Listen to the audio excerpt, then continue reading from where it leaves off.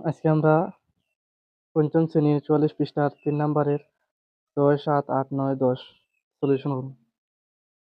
৬ number বলা হয়েছে এক সমস্ত ৩/১ যোগ ৬/১। এটার সমাধান আজকে আমরা করব। এখন এখানে মিশ্র ভগ্নাংশ দেওয়া আছে, আমরা আগে ভগ্নাংশ আকারে নেওয়া লাগবে। ৩ × ৩ = ৪, ৩/৪ যোগ ৬/১। এখন আমরা লসাগু করব। ৩ আর ৬ লসাগু হচ্ছে ৬। ৩ ৩ × ৩ = ৩ × ৬। ৬ দিয়ে ৩ দিয়ে ৬ ভাগ করলে হচ্ছে ২, ২ × ৪ = ৮ যোগ ৬ দিয়ে ৬ ভাগ করলে হচ্ছে ১, ১ × ১, ৮ আর ১ ৯, ৬। এখন এখানে দেখা যাচ্ছে ভাগ যায়।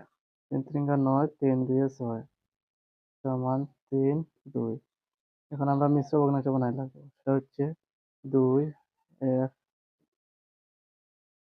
২ আর ১ ৩, ২ আর ১ ৩।